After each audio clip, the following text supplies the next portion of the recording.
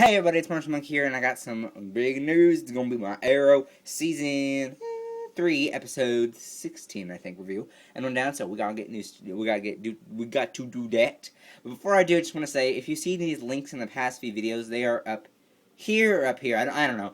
The reflection changes of the camera all the time when I upload, so it might be in one of the corners. It's in one of the corners. If you see those, I'll explain them at the end of the video. But anyway, let's get to it. Okay, so first up, we got a lot of stuff to talk about, so I'm just going to cram everything into one thing. So, big story from little story. First, we pick up in the episode from leaving off from Rash's, or Roz's, whatever. I confused it, racial Ghul, but I'm just going to go Roz al Ghul. We pick up from the offer. We go through a tour of the Nanda Parbat Temple. We go back to Starling City with Merlin, of course, and Diggle. And we meet Murmur. So, whoa, there's a lot of stuff in there. First, let's talk about the offer. I really think that the offer is going to be really crazy. That's the whole arc of the next few episodes, is that the consequences of the offer is going to come back and to Team Arrow.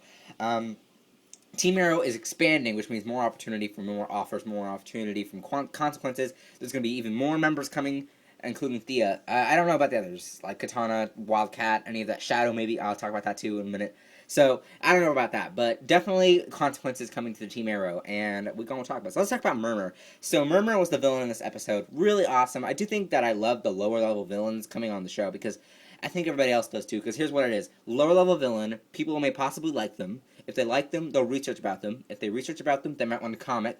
Buy the comic that they're in, and in the end game, it gets win for win for the TV show and for the comics. So that's quite the low-level villains are really cool. Of course. So yeah.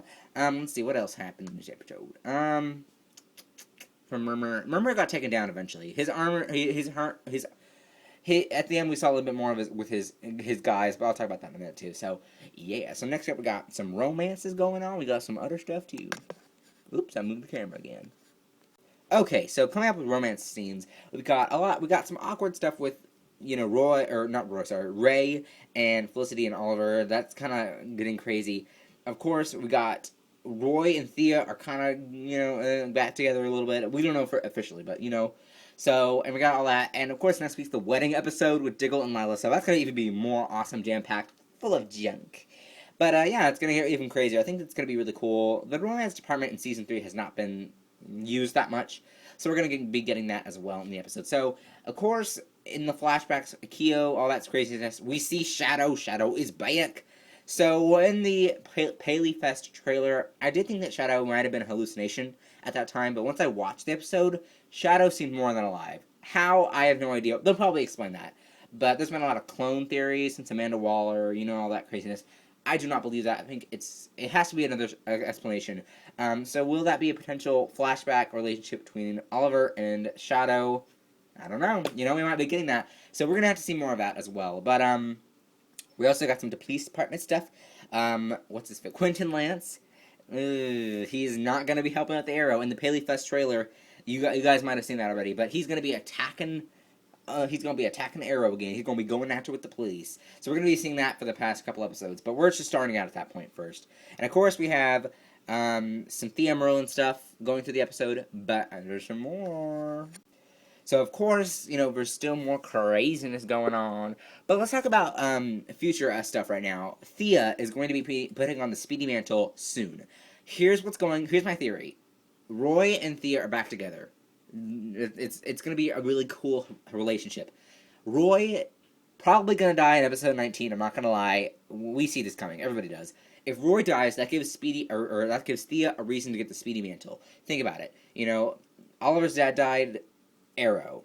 Sarah died. Black Canary. Roy dies. Yeah, Speedy. So it makes more sense. So yeah, that's coming up too. But other stuff. Ooh, yeah. So the Lazarus Pit was more explained. The whole hand thing. Nysa is going to be training Laurel. I thought that was a really cool friendship. And what else is next? Ooh, and what else? Oh yeah, the post-credit scene. So Raisha or Raz. Oh, I gotta remember that. I say Raish. So if I just say that, don't mind it. Some people say it Raz, people say it Raish. I don't care. But Raz Al Ghul is dressing up as Oliver, shooting some arrows as the Arrow. Many other people are probably gonna dress up like him too. Frame him. This happened to Batman as well in the comics. it went crazy. So all this is basically Batman stuff getting into here. So we're gonna get more craziness, but I just thought this episode was amazing. Comment if you felt the same. Thanks guys for watching this. Like this video. Don't forget to subscribe. Overall thoughts, it was an amazing episode, like I said. And click here, or I don't know, the reflection chains. So click in the corners if you want to see some links. You'll see the last Arrow review. You'll see the last Villain Thursdays, because I'm going to have one coming up so you can catch up. And you'll see also the last Flash review. Thanks guys for watching. Like I said, and thanks and see you later. Next time. Bye.